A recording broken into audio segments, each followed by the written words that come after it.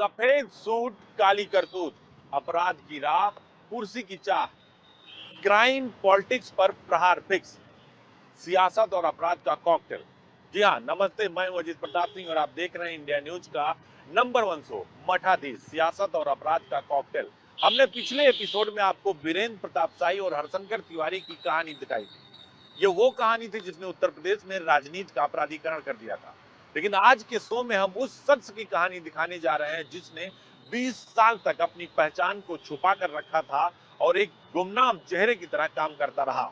लेकिन जब वो सामने आया तो हिंदुस्तान भर के लोगों ने दांतों तले अंगुलियां दबा ली। जिसने अपने पिता का बदला लेने के लिए अपराध का पोस्ट ग्रेजुएट बन गया, जो पढ़ाई लिखाई में काफी पढ़ने में तेज था, लेकिन पिता की हत्या के बाद उसने कानून से पहले इंसाफ देने की ठान ली। जी हाँ, आज के मठाधीश में हम दिखाएंगे आपको माफिया से नेता बने यानी जराइम की दुनिया से माननीय बने बाहुबली ब्रजेश सिंह की पूरी कहानी।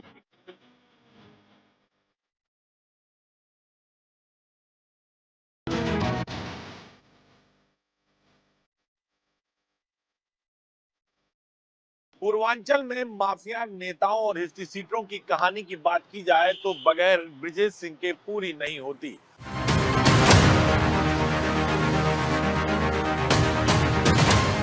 उत्तर प्रदेश की सियासत में जहां राजनीति का रंग केसरिया होता है, तो वहीं कुछ चेहरे ऐसे हैं जिनकी पहचान गोलियों की गूंज से बनी है और कहते हैं कि कुर्सी तक पहुंची है।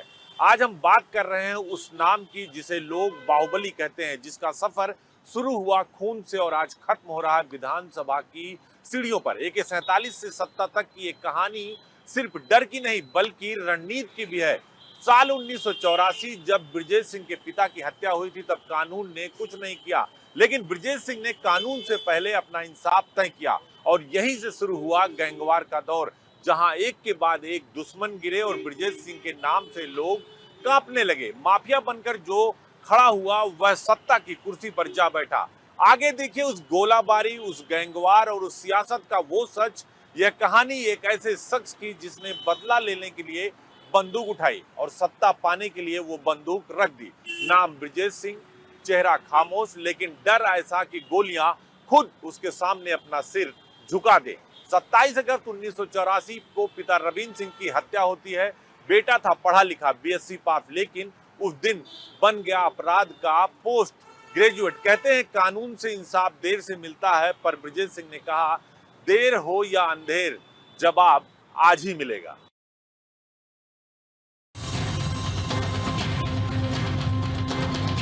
माफिया डॉन ब्रजेश सिंह जराइम की दुनिया के बेताज बादशाह ही नहीं बल्कि वो सियासत में मुकद्दर के सिकंदर भी। बात साल 2012 की है। जेल में रहते हुए ब्रजेश सिंह ने चंदौली की सैयद राजा सीट से विधानसभा चुनाव का पर्चा दाखिल किया और चुनाव लड़ा, लेकिन मनोज सिंह डब्लू से वो हार गए। इस हार से ब्रजेश सिंह को गहरा धक्का लगा। इसके बाद ब्रजेश सिंह ने सियासत में दखल देनी शुरू की और सियासत में अपनी पकड़ को मजबूत करना शुरू कर दिया। शाहजहांपुर जेल में रहते हुए साल 2016 में ब्रजेश सिंह ने MLC प्रत्याशी के तौर पर पर्चा दाखिल किया, लेकिन अब तक ब्रजेश सिंह यूपी में अपने नाम का सिक्का एक बार फिर जमा चुके थे, जिसका सबूत है कि ब्रजेश सिंह के सामने किसी प्रत्याशी ने पर्चा दाखिल नहीं किया, या यूं कह लें कि किसी भी प्रत्याशी में वो हिम्मत, वो कुवत नहीं बची थी जो चुनाव मैदान में उतरकर माफिया ब्रजेश सिंह को टक्कर देने की हिमाकत भी कर सके।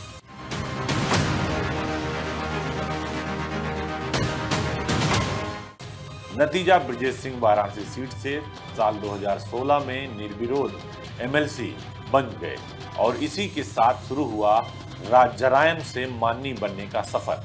हैरानी की बात तो देखिए, ब्रजेश सिंह के सामने देश की राष्ट्रीय पार्टियों में भी ये हिम्मत नहीं थी कि वो अपना प्रत्याशी उतार सके, या यूं कह ले शायद प्रत्याशियों ने चुनाव लड़ने से खुद ही इनकार कर दिया। लेकिन ब्रजेश सिंह का नाम MLC सीट का मोहताज कभी नहीं रहा, क्योंकि यूपी में सत्ता चाहे जिसकी रही हो, MLC की सीट हमेशा ब्रजेश सिंह या उनके परिवार के पास ही रही। 1998 में MLC की सीट पर ब्रजेश सिंह के परिवार का कब्जा है, उसे आज की तारीख तक कोई हिला नहीं सका। ब्रजेश सिंह के बड़े भाई उदय नाथ सिंह और चुलबुल सिंह 1998 से 2004 तक भाजपा के टिकट पर इसी वाराणसी सीट से MLC रहे, यानी विधान परिषद सदस्य। उदय भान सिंह उर्फ चुलबुल की मौत के बाद 2010 में ब्रजेश सिंह की पत्नी अन्नपूर्णा सिंह वाराणसी से एमएलसी बनी। साल 2016 में जेल में रहते हुए ब्रजेश सिंह वाराणसी एमएलसी सीट से निर्विरोध चुनाव जीते। इसके बाद साल 2022 में जेल में रहते हुए भारतीय जनता पार्टी के कैंडिडेट को हराकर ब्रजेश की पत्नी अन्नपूर्णा सिंह वाराणसी सीट से एमएलसी बन गई और अभी ब्रजेश सिंह की पत्नी इसी सीट से एमएलसी हैं। ब्रजेश सिंह की पत्नी ने उस वक्त बीजेपी कैंडिडेट को हराया जब प्रदेश में मुख्यमंत्री योगी आदित्यनाथ की बहुमत की सरकार है और वो सत्ताधीश हैं और प्रधानमंत्री नरेंद्र मोदी खुद वाराणसी सीट से सांसद हैं। बावजूद इसके ब्रजेश सिंह की पत्नी की कुर्सी को टस मस कोई नहीं कर सका। बात यहीं खत्म नहीं होती। ब्रजेश सिंह के भतीजे सुशील सिंह 2007 से लगातार 4 बार भारतीय जनता पार्टी के टिकट से विधायक रहे। चंदौली के सैयद राजा सीट से विधायक रहे, धानापुर से विधायक रहे। कुल मिलाकर ये कहना गलत नहीं होगा कि mafia don Brajesh Singh UP की सियासत से खेलते हैं और उसे अपने हिसाब से तोड़ मरोड़ कर इस्तेमाल भी करते हैं। शायद जरायम का जल्दी सीखने वाले ब्रजेश सिंह ने राजनीति भले ही देर से सीखी, लेकिन जब भी सीखी तो वो मोहरे नहीं बल्कि वजीर बनकर।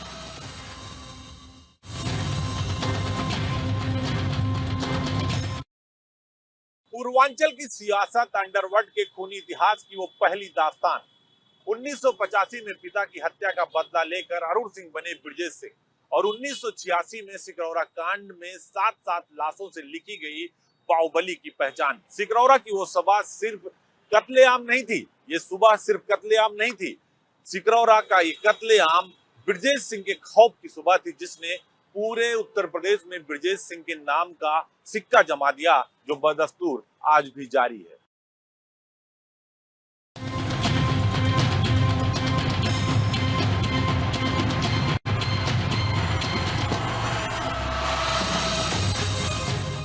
उन्नीस में हत्या का पहला अध्याय लिखा गया। 1986 में सिकरौरा में खून का वो जलजला आया जिसने एक साथ 6 लोगों को मौत की नींद सुला दिया। जिसने सभी के पैर छू कर मारा, उसका नाम था बाहुबली ब्रजेश सिंह। उन दिनों ये न सिर्फ माफिया बल्कि ब्रजेश सिंह एक चेतावनी थी। 27 अगस्त 1984 वाराणसी के धौरहरा गांव में रहने वाले रविंद्र नाथ सिंह की उन्हीं के कुछ गांव के दबंगों ने हत्या कर दी। हत्या का आरोप गांव के ही दबंग हरिहर सिंह पर लगा। रविंद्र नाथ सिंह की हत्या से उनका बेटा अरुण सिंह उर्फ ब्रजेश सिंह बौखला गया। उसने अपने पिता की हत्या का बदला लेने की प्रतिज्ञा ली और निकल पड़ा पिता के हत्यारों की तलाश में। जी हाँ, 27 मई 1985 को उसने पिता की हत्या के मुख्य आरोपी हरिहर सिंह की हत्या कर दी।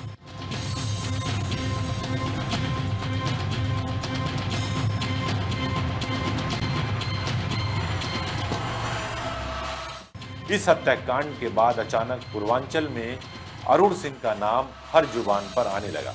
भले ही अरुण सिंह और ब्रजेश सिंह ने अपने पिता की हत्या करने वाले मुख्य आरोपी हरिहर सिंह की हत्या कर दी थी, लेकिन अभी भी बदला पूरा नहीं हुआ था। लिहाजा वह पुलिस से छिप कर उन लोगों की तलाश करने लगे जो उनके पिता की हत्याकांड में शामिल थे।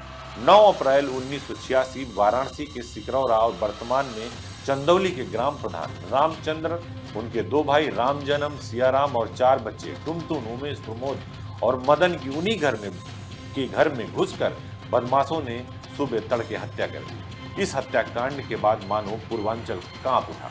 सभी के जुबान पर एक ही नाम था, वो था ब्रजेश सिंह। भले ही इस पूरे मामले में बाद में वो बरी हो गए। उनके पिता की हत्या के गुनाहगारों को मौत के घाट उतारने के बाद ब्रजेश सिंह ने छिपना बंद किया। पुलिस ने उसे गिरफ्तार कर जेल भेज दिया। इसके बाद तो मानो यूपी में सियासी गलियारों से लेकर जराइम की दुनिया तक में ब्रजेश सिंह के नाम की तूती बोलने लगी।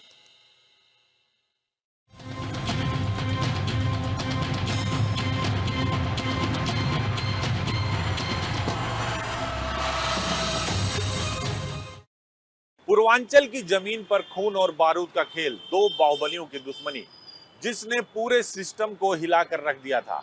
मंच सजाकर एक तरफ ब्रजेश सिंह तो दूसरी तरफ मुख्तार अंसारी बैठे थे। और फिर हुआ 2001 का उसरी चट्टी कांड, जहां लोकतंत्र गोलियों की गड़गड़ाहट से सिसक उठा, यानी कांप उठा। AK-47 की बरसात से कांप गया लोकतंत्र। गोली की लहूलुहान, पूर्वांचल खामोश हो गई। गाजीपुर की गलियां ब्रिजेश के प्लान में मुख्तार की मौत थी, लेकिन किस्मत ने मुख्तार अंसारी को बचा लिया।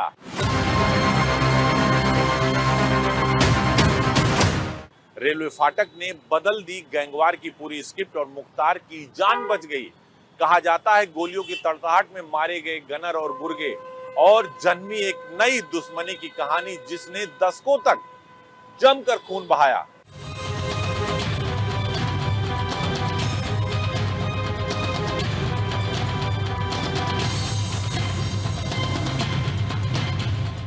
ब्रिजेश सिंह जिंदा रहा, लेकिन उसका नाम अंडरवर्ल्ड से और भी डरावना बन गया, क्योंकि उसरी चट्टी कांड ने माफिया ब्रिजेश को और बड़ा बना दिया था। शायद अब जरायम से माननी बनने की तस्वीर लिखी जा रही थी और दुश्मनी का बदला भी अपने अंदाज में लिया जा रहा था।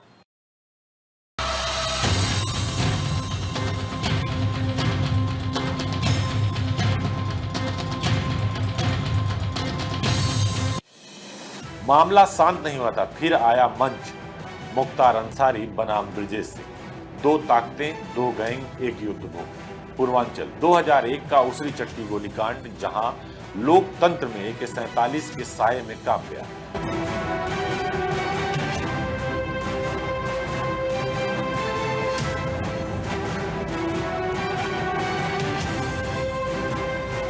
दुश्मन जिंदा बचा, लेकिन इलाके में सन्नाटा पसर गया। असल में साल 2001 में उसरी चट्टी कांड ने पूर्वांचल में गैंगवार की वह खूनी दास्तां लिखी जो अक्सर सिल्वर स्क्रीन पर भी दिखती है। कहते हैं माफिया ब्रिजेश सिंह ने मुख्तार अंसारी को मारने के लिए एक ऐसा प्लान बनाया था जिसमें मुख्तार के बचने की कोई गुंजाइश नहीं थी।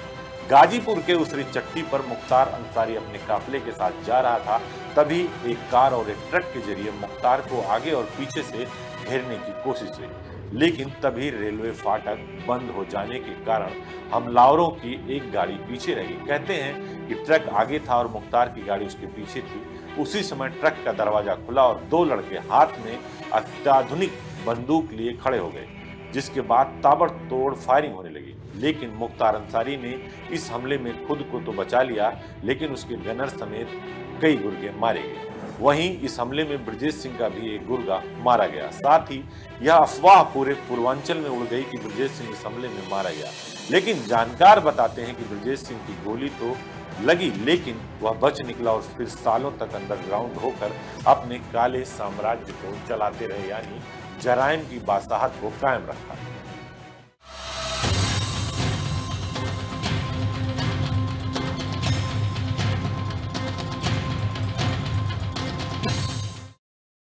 पूर्वांचल के खूनी समीकरण में 2002 से 2008 तक का दौर सबसे मोड़ लेकर आया, जहां मुख्तार अंसारी का किला ढहाने के लिए ब्रिजेश सिंह को सियासी सहारा मिला। जी हां, 2005 में कृष्णानंद राय की हत्या ने पूरा खेल पलट दिया, क्योंकि ब्रिजेश सिंह को जो सियासी सहारा मिलता था वो कृष्णानंद राय से मिलता था और उन्होंने एक मजबूत पकड़ बना लिया। लेकिन कृष्णानंद राय की हत्या ने पूरे खेल को पलट दिया। गोलियों की गूंज और सियासत की ताजपोशी, यही है पूर्वांचल की राजनीति, जहां माफिया सिर्फ दुश्मन नहीं बल्कि सत्ता के समीकरण को भी साधता है और सत्ता के समीकरण का सबसे बड़ा खिलाड़ी बन जाता है। रास्ता भले ही जराइम का हो, लेकिन जाता है सत्ता की कुर्सी तक।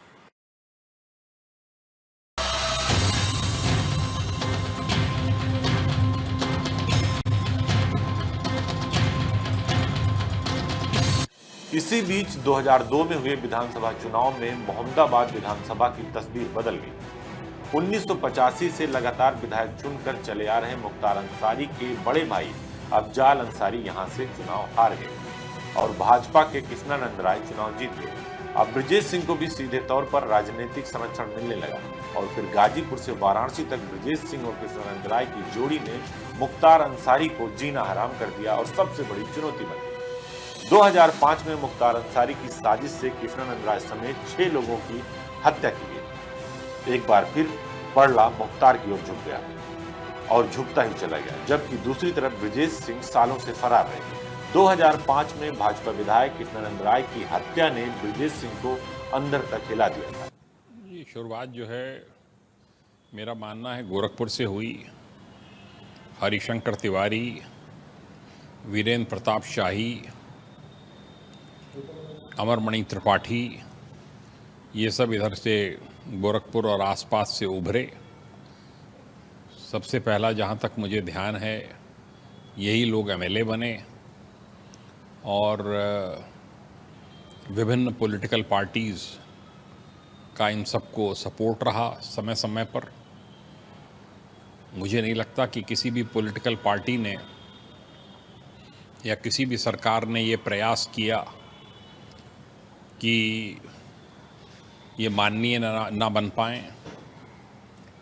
बहुत सी पार्टीज़ में तो होड़ थी कि कौन इनको टिकट दे और कौन इनके माध्यम से वोट बैंक पर कब्ज़ा कर सके।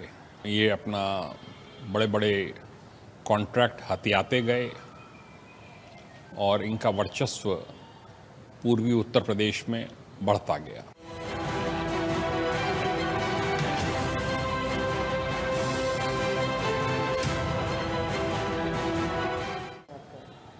ब्रिजेश सिंह का तो पता पहले यूपी में था नहीं। मैं तो बनारस, मेरी 3 पोस्टिंग रही हैं। उस समय तो ये अंडरग्राउंड थे। कोई कहता था कलकत्ता है, कोई कहता था झारखंड में है। अब तो आगे जेल में रहा, बाहर है। मुझे पता नहीं इस समय बाहर है कि जेल में है। बीच में उसकी पत्नी एमएलसी वगैरह बन गई थी। मुझे पता नहीं क्या गतिविधियां हैं। मैंने कुछ सुना नहीं है कि कोई अवैध गतिविधियों में या क्राइम में वो इस समय लिप्त है। यह हमला ब्रिजेश सिंह के लिए भी एक संदेश था। इसी को भांपते हुए ब्रिजेश सिंह सालों तक फरार रहे। 19 नवंबर 2005 में अहमदाबाद में भाजपा विधायक कृष्णानंद राय और उनके 6 सहयोगियों की हत्या से पूरा पूर्वांचल दहल उठा था। गाजीपुर से लेकर वाराणसी और मऊ से लेकर आजमगढ़ तक कहीं तोड़फोड़ तो कहीं आगजनी का आलम था, क्योंकि कृष्णानंद राय की हत्या की साजिश का आरोपी जेल में बंद बाहुबली विधायक मुख्तार अंसारी था और उस पर आरोप लगा। और इस हत्याकांड को अंजाम उसके साथ शूटर मुन्ना बैरंगी सहित कई दूसरे अपराधियों ने दिया। नहीं, कोई उस समय तो कोई गतिविधि नहीं थी। मैं तो वहाँ पे एसपी सिटी भी रहा, डीआईजी भी रहा, आईजी जोन भी रहा। उस समय कोई गतिविधि नहीं थी। उस समय वहाँ रहता नहीं था। ये पता चलता था कि मुख्तार अंसारी और ब्रिजेश सिंह में अंदरूनी खींचतान है और चंदासी मंडी से, कोयला मंडी से वसूली करते हैं। कोई शिकायत तो कभी आई नहीं कि कोई बताए उद्योगपति या कोई वहाँ का व्यापारी कि भाई हमसे पैसा मांगा गया है। जो था वो सब मिलकर कार्य कर रहे थे। उस वक्त सूबे में मुलायम सिंह यादव की सरकार थी। चप्पे चप्पे पर सुरक्षा चाक चौबंद थी। जब उस वक्त दिवंगत कृष्णानंद राय के पैतृक गांव में काली गाड़ी की खूब चर्चा हुई। बताया जाता है कि उस काली गाड़ी में आने वाला शख्स कोई और नहीं, ब्रिजेश सिंह था। खतरे के बावजूद वह कृष्णानंद राय के परिवार से मिलने आया, जबकि दुनिया जानती थी कि ब्रिजेश सिंह की मौत हो चुकी है या फिर वो देश छोड़कर भाग चुके हैं।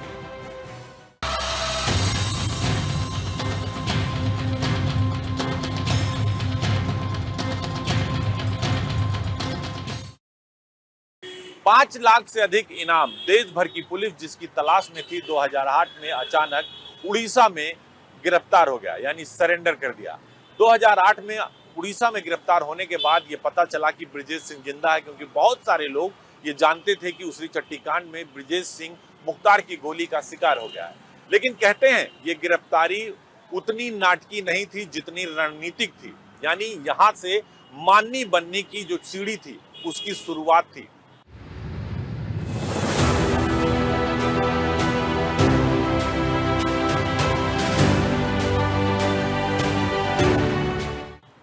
दरअसल ब्रिजेश सिंह ने खुद को गिरफ्तारी चुनी, क्योंकि वो जानते थे कि अब गिरफ्तार होने के अलावा उनके पास कोई रास्ता नहीं, क्योंकि मुख्तार का कद जो है वो बढ़ता जा रहा था, क्योंकि फरारी से ज्यादा सुरक्षित थी जेल की सलाखें। और यहां से शुरू हुई माफिया से मानी बनने की नई स्क्रिप्ट ब्रिजेश सिंह की, जिसमें पर्दे के पीछे थे सियासी रिश्ते और सामने थी जनता का डर। भाई चुलबुल सिंह उर्फ उदयनाथ सिंह पहले ही बीजेपी से विधान परिषद सदस्य बन चुके थे, लिहाजा बंदूक का टिकट दबाने वाले ब्रिजेश सिंह अब वोट के टिकट दबाने की तैयारी में थे और शायद वो सफल भी हो गए।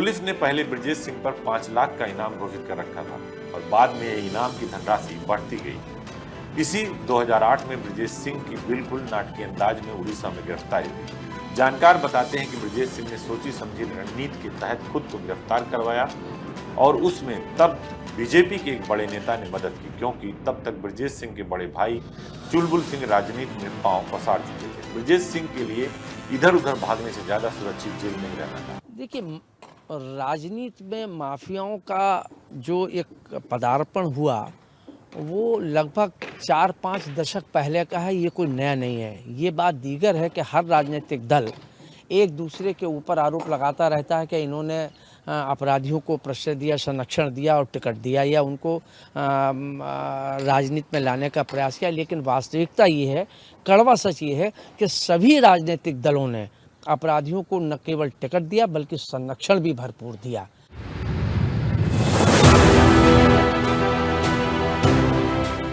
अगर आप आ जाइए तो डीपी यादव एक समय में रहे, उनका भी नाम था। आज ये सीतापुर के मिश्रा जी थे, भदोही के मिश्रा जी थे, कांग्रेस के समय में संरक्षण मिला, शुरुआत वहाँ से हुई। उसके बाद आप आ जाइए, शाही जी रहे, ब्रजेश सिंह वो एमएलसी, उनकी पत्नी एमएलसी रहीं। तो ये सारे लोग इनको कोई ना कोई भाजपा से है, कोई सपा से है और कोई कांग्रेस से रहा, कोई बसपा से रहा। इनमें सभी दो और मंत्रिमंडल में भी शामिल रहे हैं। 2008 में ब्रजेश सिंह की गिरफ्तारी के बाद जेल में रहते हुए उसे माफिया से माननी बनाने की रणनीति पर काम शुरू कर दिया गया। ब्रजेश सिंह के बड़े भाई उदयनाथ सिंह और चुलबुल सिंह वाराणसी क्षेत्र से 1998 से ही भाजपा से एमएलसी यानी विधान परिषद सदस्य थे और ब्रजेश सिंह की गिरफ्तारी हुई तब भी उनके भाई एमएलसी थे। कहा जाता है कि ब्रजेश सिंह की गिरफ्तारी के कुछ ही दिन बाद उनके सहयोगी और 10 लाख के इनामी त्रिभुवन सिंह ने भी एसटीएफ ऑफिस में सरेंडर कर दिया था, क्योंकि त्रिभुवन सिंह और ब्रजेश सिंह दोनों पर 10 लाख का इनाम था।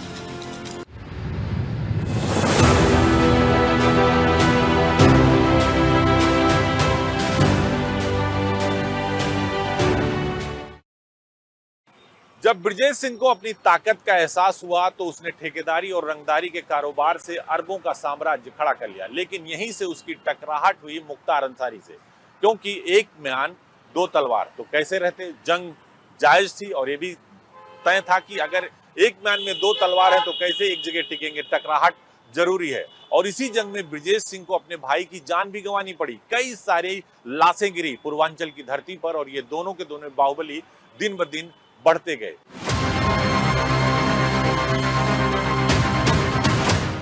कहते हैं कि पूर्वांचल की गद्दी पर बैठने की चाहत रखने वाले दो बाहुबली एक साथ नहीं रह सकते। अंडरग्राउंड होकर भी ब्रजेश का नेटवर्क बंगाल से लेकर मुंबई और उड़ीसा तक फैल चुका था। यानी गायब रहने के बावजूद ब्रजेश सिंह का खौफ हर जगह मौजूद था, वो चाहे राजनीति हो या फिर जरायम।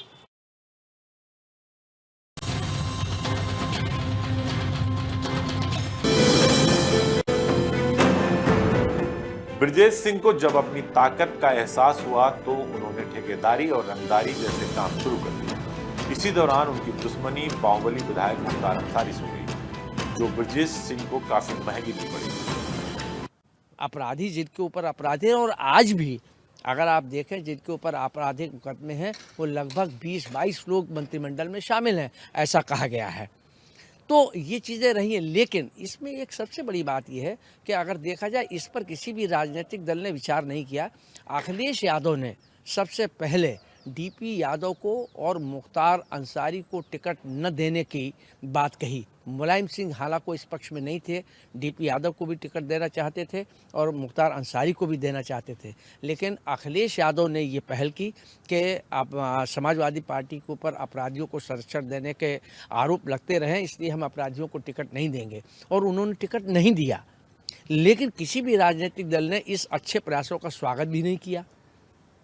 मुख्तार की ताकत का अंदाजा भी ब्रजेश सिंह को उस वक्त नहीं था। इस गंगवार में उनके भाई का भी मर्डर हुआ था। ब्रजेश सिंह ने पश्चिमी बंगाल, मुंबई, बिहार और उड़ीसा में भी अपना नेटवर्क बना लिया था और वो अंडरग्राउंड रहते हुए भी एक्टिव। कहा जाता है कि भले ही ब्रजेश सिंह फरार थे, लेकिन जब वो चाहते थे, जिसको वो चाहते थे, फिर वो इस दुनिया से अलविदा हो जाते थे। अगर एक राजनीतिक दल ने, समाजवादी पार्टी ने, एक युवा नेता ने, एक नए चेहरे ने आके ये कोशिश की कि अपराधियों को राजनीति से बाहर रखा जाए, तो उसके लिए सभी राजनीतिक दलों को खुले हृदय से इसका स्वागत करना चाहिए था और इस बात पर सभी राजनीतिक दलों की बुला के बैठक करनी चाहिए थी कि हाँ, ये पहल अच्छी है, अब इसमें आपने पहल की है, हम भी नहीं देंगे। लेकिन किसी भी राजनीतिक दल ने इसमें पहल नहीं की कि वो ये पहल करता कि हाँ, अपराधियों को टिकट नहीं दे। वस्तुतः स्थिति ये है कि पहले अपराधी जो हैं वो संरक्षण प्राप्त करते थे राजनीतिक दलों का। उसके बाद जब उनको लगा कि हमारे प्रभाव से, हमारे प्रभुत्व से, हमारे दबदबे से जब ये विधायक बन जाते हैं राजनीतिक दल के लोग, तो हम ही क्यों ना बन जाएं। तो उसके बाद वो लोग राजनीति में सक्रिय हो गए और राजनीतिक दल की ये मजबूरी हो गई सत्ता हासिल करने के लालच में, उन्होंने उन जैसे दबंग लोगों का, जिनका उस क्षेत्र के या उस ज़िले में प्रभाव था, उन लोगों को टिकट देने की प्रक्रिया शुरू कर दी। ये यहाँ से और लेकिन उसका अंत मुझे नहीं दिखाई दे रहा, क्योंकि सत्ता की लालच में अपराधियों को भी संरक्षण मिल रहा है और राजनीति भी अपराधियों से जुड़ती जा रही है।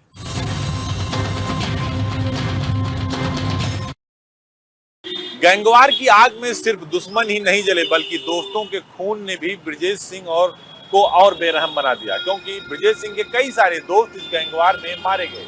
अक्टूबर 1988 जब साधु सिंह ने कांस्टेबल राजेंद्र को गोलियों से छलनी कर दिया, वो राजेंद्र जो ब्रजेश सिंह का जिगरी साथी था, त्रिभुवन सिंह का भाई भी था। इस वारदात ने ब्रजेश को अंदर तक झकझोर कर रख दिया।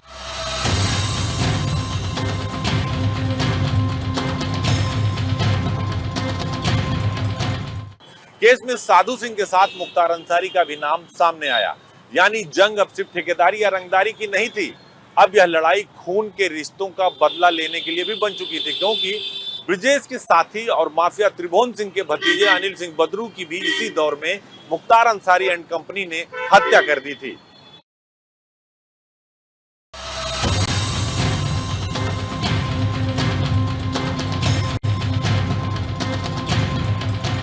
ये उसी दौर में मकनू सिंह और साधु सिंह का गैंग तेजी से उभर रहा था। अक्टूबर 1988 में साधु सिंह ने कांस्टेबल राजेंद्र को मौत की नींद सुला दिया, जो ब्रजेश सिंह के साथी त्रिभुवन सिंह का भाई था। हेड कांस्टेबल राजेंद्र सिंह की हत्या के मामले में कैंट थाने पर साधु सिंह के अलावा मुख्तार अंसारी और गाजीपुर निवासी भीम सिंह को भी नामजद किया गया था। इतना ही नहीं, मुख्तार के ही कहने पर त्रिभुवन सिंह जो ब्रजेश सिंह के साथी थे, उनके भतीजे अनिल उर्फ बद्रू की भी हत्या मुख्तार एंड कंपनी ने कर दी थी।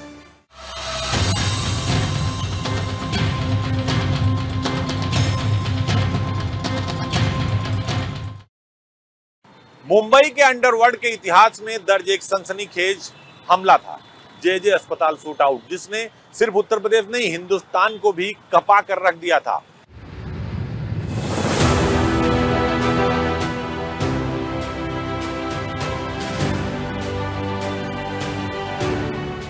जेजे अस्पताल शूट आउट सितंबर 1992 की रात की घटना है। वार्ड नंबर 18 में बिस्तर पर लेटा शैलेश हलदरकर गोलियों की बौछार में ढेर हो गया। इस गोलाबारी में पहली बार AK-47 का इस्तेमाल हुआ और 500 से ज्यादा राउंड गोलियां चलाई गई थी। मुंबई पुलिस के 2 हवलदार भी इसमें शहीद हुए।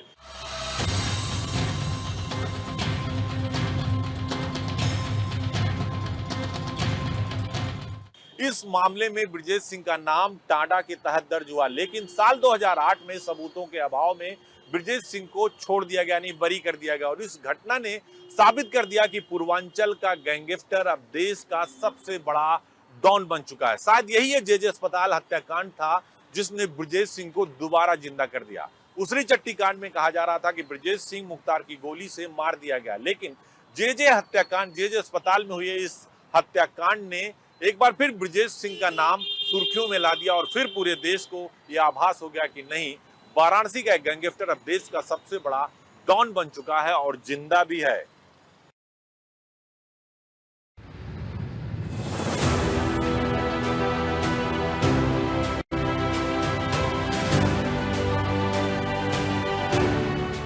मुंबई के अंडरवर्ल्ड के इतिहास के सबसे सनसनीखेज घटनाओं में शामिल जेजे अस्पताल शूटआउट में ब्रजेश सिंह को नामजद किया गया। सितंबर 1992 की एक रात 20 से ज्यादा लोग अचानक मुंबई के जेजे अस्पताल के वार्ड नंबर 18 में घुस आए और बिस्तर पर लेटे शैलेश हलदरकर को गोलियों से छलनी कर दिया। हल्दरकर बंबई के सबसे बड़े डॉन अरुण गौली गैंग के सदस्य थे और उनकी हत्या दाऊद इब्राहिम के रिश्तेदार इस्माइल पारकर की हत्या का बदला लेने के लिए की गई। देखिए, उत्तर प्रदेश की राजनीति में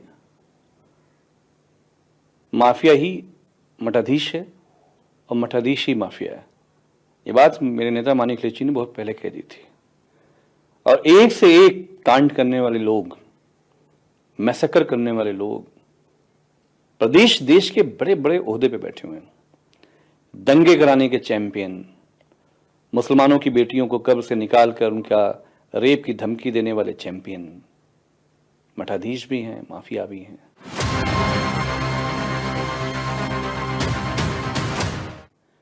लेकिन आपने माननीय ब्रजेश सिंह जी को मठाधीश और कहना तो ठीक है उनके लिए, माफिया कहना ठीक नहीं है।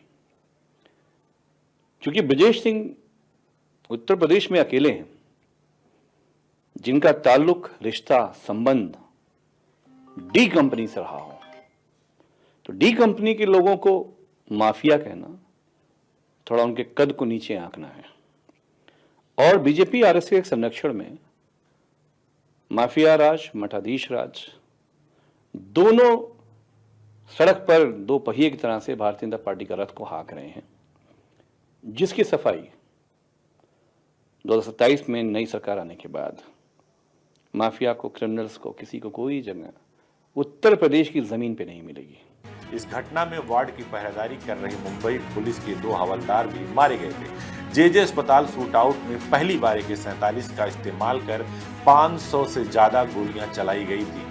घटना के बाद ब्रजेश सिंह पर टाडा के तहत लंबा मुकदमा चला और सितंबर 2008 में उन्हें सबूतों की कमी की वजह से छोड़ दिया गया। लेकिन इस मामले ने ब्रजेश सिंह को पूर्वांचल के एक सबसे बड़े डॉन के रूप में नहीं बल्कि देश के सबसे बड़े डॉन के तौर पर स्थापित कर दिया था। शायद यही जेजे हत्याकांड था जिसने एक बार ये फिर बता दिया था हिंदुस्तान के लोगों को कि ब्रजेश सिंह मरा नहीं है, जिंदा है।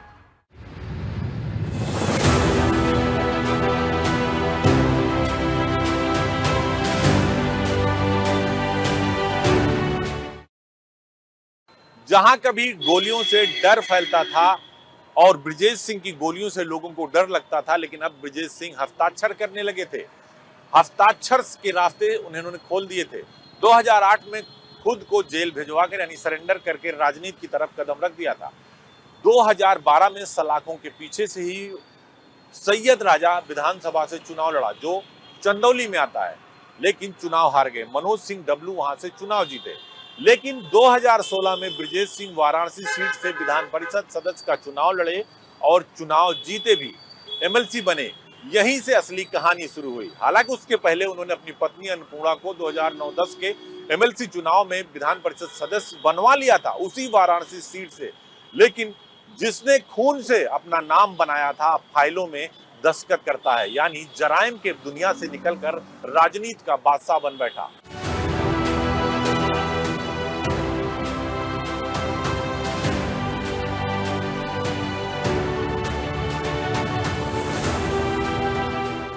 कभी माफिया, कभी राजनीतिक चेहरा और हमेशा एक नाम जो पूर्वांचल की राजनीति और डर दोनों की तस्वीर बदल देता है, वो नाम है ब्रजेश सिंह का। तो जराइम की दुनिया का बेताज बादशाह बनने वाला ब्रजेश सिंह अब राजनीति का भी बड़ा नाम बन चुका है। धर्म की बात हो, कर्म की बात हो, डर की बात हो, हर जगह अब ये बाहुबली फिट बैठता है। क्योंकि मैंने पहले भी कहा था, जराइम का जा और राजनीति का रा, राज सत्ता की कुर्सी पर और वो चाबी ब्रजेश सिंह के हाथ लग चुकी है। शायद यही वजह है कि अब जराइम की दुनिया से निकलकर वो माननीय बन चुके हैं।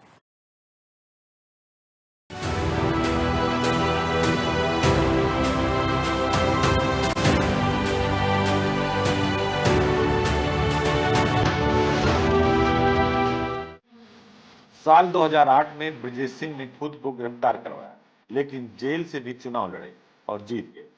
जेल की सलाखों से निकलने वाले नेता अक्सर फर्जी होते हैं, पर ब्रजेश सिंह था जो असली था। असली खौफ, असली ताकत, असली जलवा, असली रुतबा। जेल के अंदर से ब्रजेश सिंह ने वर्ष 2012 में चंदौली की सैयद राजा सीट से विधानसभा का चुनाव लड़ा था, लेकिन ब्रजेश सिंह इस चुनाव में हार गए थे और निर्दलीय प्रत्याशी मनोज सिंह जीते थे।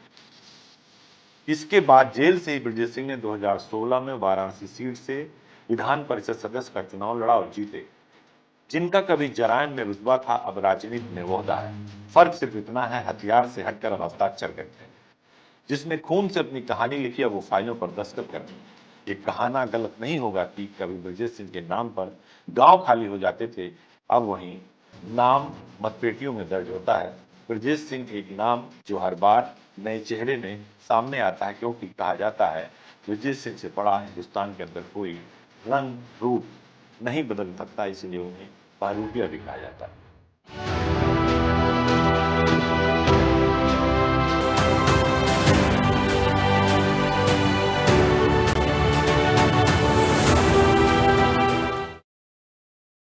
ब्रजेश सिंह की कहानी में क्राइम भी है, क्लास भी है। कभी खून के रिश्ते के लिए हथियार उठाए, सत्ता की खातिर गठबंधन बनाए। सवाल ये नहीं कि ब्रजेश सिंह कौन है, सवाल ये है कि वो आज भी वही है जहां कानून झुकता है।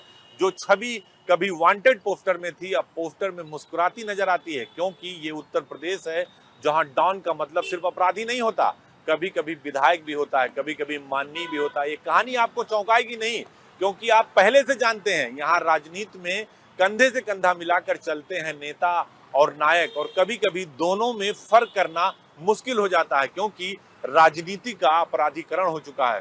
दल कोई भी हो, सभी राजनीतिक दल अपराधियों को टिकट देते हैं, क्योंकि उनको लगता है कि इससे उनकी जीत आसान हो जाती है। तो आज के मठाधीश में इतना ही। हम फिर किसी बड़े राजनीति में अपराध की एंट्री कराकर नेता बनने वाले शख्स की कहानी हम आगे फिर आपको दिखाएंगे। तो देखते रहिए मठाधीश, कहीं मत जाइए। नमस्कार।